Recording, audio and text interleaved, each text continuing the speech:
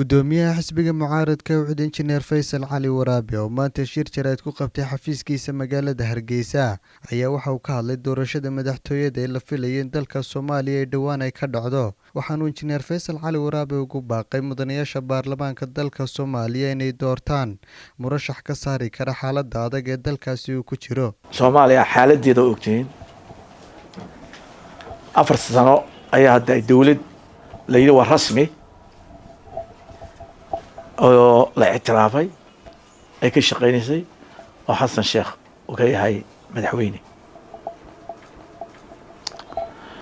maanta doorasho gelaysa oo tartamaya doorashadaas waxay u bixin waa doorasho dadban laakiin dadban ma waa qaldan weeye waxaan aqli gelin koob iyo konton qof oo la soo qaato suuq laga yeero qofkii lacagta badan uu footeynaya oo kaas xilliban noqonayo ayaa weeye 24 hadda qof baa u ordiya madaxnimada guri sare sameeyeen oo u bixiyeen guriga sare oo ku fadhiya dowlad goboleed dhisana ma jirto dadka maanta food ka bixinaya hadda maalinta bishteedeeda waxaan leeyahay lacag badan oo meesha socota aad iyo aad u socota ilaahay ka baqanay subxaanahu wa ta'aala inkastoo wuxuu dhamay sistemkooda uu qaldan yahay haddana maadaama waxa ka soo baxa dawladda lagu sheegi doono ilaahay ka baqa subxaanahu wa ta'aala mustaqbalka ummadda sheeganaysan magacooda sheeganaysan ay gacanta ku haysa qofka sare kood buu leeyahay xasan rikoorkiisii eeg 4 sano muxuu qabtay wuxuu soo kordhiyay dhaqaalihiisa muxuu ahaa muxuu maanta haystaa jeebkiisa eega Shariif Axmed shalay taw wadaadkiisa uu yahay la xisaabtama muxuu qabtay farmaajo madaxweyne wasaaraha la xisaabtama waa inaan hungurigeena wadana damiirkiinu iyo aakhiradiinu ida wadabaleen anagoo ciidan haddaan nahay waxaan jecelahay halka inay dawlad على الأقل dad nadiif ka soo baxaan oo Soomaaliya aan wada hadalno oo laba dawladood wada aan noqono xasan waxa ku seexan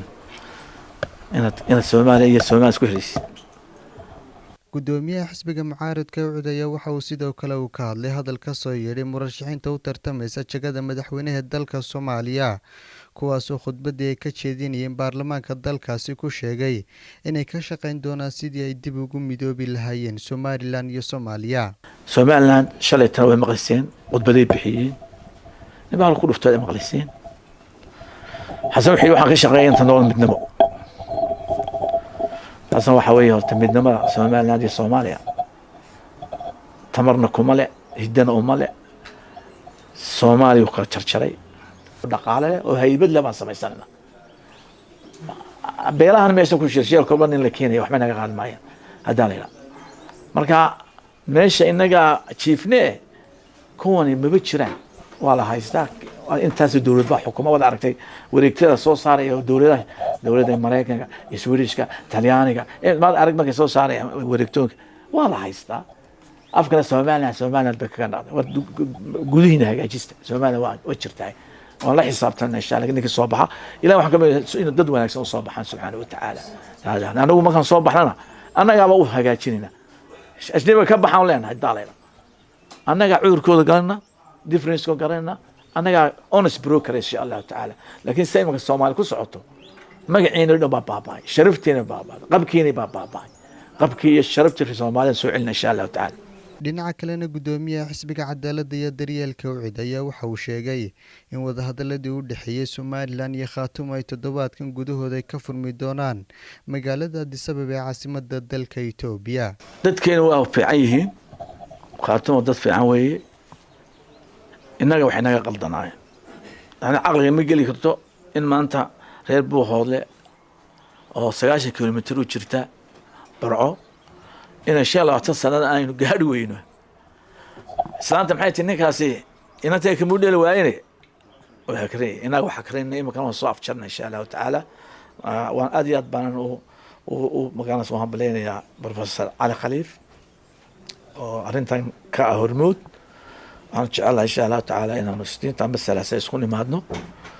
go'aamo fiican oo cadowgeena ku dhacaana ku jabaana ay jiraan dhulkaasna aanu u badinaa hadhowto macaawinada. hadalkan ka soo yeedhay guddoomiyaha xisbiga mucaaradka ucud injineer faysal cali waraabe ayaa kusoo beegmaya wakhti ay murashaxiinta jagada madaxweynaha ee dowladda federaalk ee soomaaliya ay loolan adag ugu kala jiraan sidii midba midka kale uga guuleysan lahaa. cabdiraxmaan cabdilaahi fantastic, saab t v, hargeysa.